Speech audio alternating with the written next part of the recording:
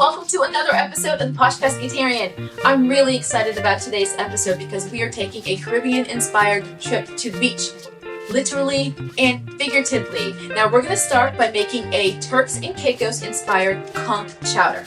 Except we're not going to use actual conch because conch has issues with sustainability. So instead, we're going to use calamari steaks. Trust me, it works perfectly. Now the other part that I mentioned was a trip to the beach. We're going to be able to enjoy our chowder at the beach thanks to something called the thermal cooker, and I'll show you what that looks like. Well, here it is. My mom actually thinks it looks like a giant rice pot, and it kind of does from the outside, but it works much differently. So I'm going to open this up so I can quickly show you how it works. So this is the outside of the thermal cooker. This is what keeps the food actually warm, and then there's this inside portion that you take out.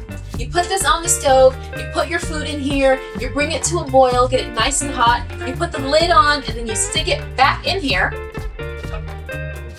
and it cooks your food for you. Seriously, it cooks your food for you, because I've made several soups and several rice dishes using this thermal cooker since I've got it, and it cooks beautifully.